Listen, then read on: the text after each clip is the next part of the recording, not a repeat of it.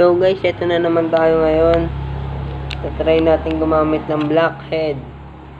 Tingnan natin matatanggal yung mga kapal-kapal na at kapal ng mukha natin. Tingnan natin kung ninipis.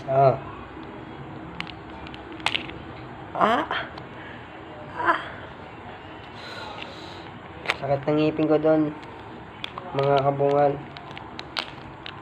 Ayan. Lalagyan na natin sa ating face.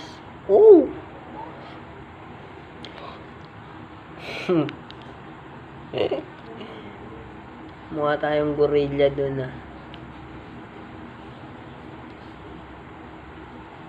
A few moments later.